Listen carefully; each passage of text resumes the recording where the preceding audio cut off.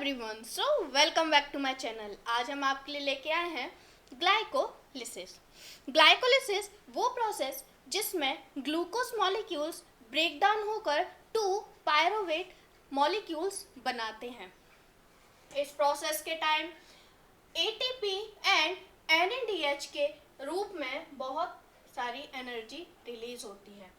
NADH ये आगे जाकर इलेक्ट्रॉन ट्रांसक्रिप्शन में इन्वॉल्व होकर और ज़्यादा मॉलिक्यूल्स बनाते हैं एटीपी के।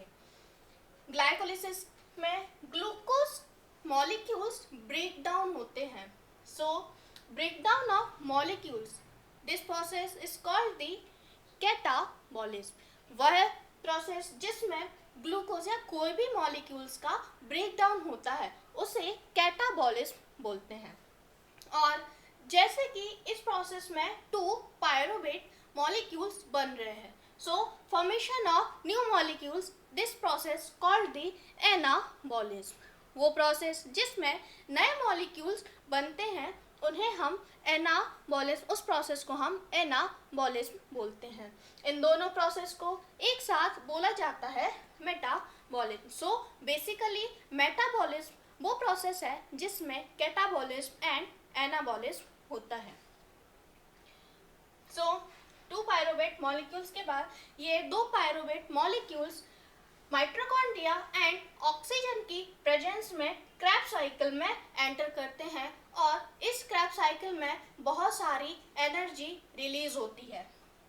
इस टाइप जिसमें ये प्रोसेस जिसमें 2 pyruvate molecules mitochondria and oxygen की प्रेजेंस में क्रैब्स साइकिल में एंटर करते हैं, इस टाइप की प्रोसेस को बोला जाता है एरोबिक ग्लाइकोलिसिस, जिसमें कि ऑक्सीजन एंड माइटोकॉन्ड्रिया प्रेजेंट होते हैं। दूसरी side 2 pyruvate molecules anaerobic glycolysis, मतलब जिस प्रोसेस में माइटोकॉन्ड्रिया एंड ऑक्सीजन एब्सेंट होती हैं, उस टाइप की प्रोसेस को बोला जाता है anaerobic glycolysis. 2 pyruvate anaerobic glycolysis में लैक्टिक एसिड फॉर्मेशन करते हैं। सो अब यहाँ पर एक क्वेश्चन अराइज होता है कि आपने नॉर्मली सेल का जब स्ट्रक्चर पढ़ा होगा तो उसमें माइटोकॉन्ड्रिया एंड ऑक्सीजन होते हैं, तो ऐसे कौन सी सेल्स होती हैं जिनमें माइटोकॉन्ड्रिया प्रेजेंट नहीं होता है? सो इसका आंसर है red blood cells. Red blood cells ऐसी सेल्स होती हैं जिनमें माइटोकॉन्ड्रिया प्रेजेंट नहीं होता है। लेकिन साथ ही साथ एक क्वेश्चन ये भी आता है कि रेड ब्लड सेल्स में तो बहुत सारी मात्रा में ऑक्सीजन होता है, क्योंकि रेड ब्लड सेल्स ही ऑक्सीजन को एक जगह से दूसरी जगह कैरी करती हैं।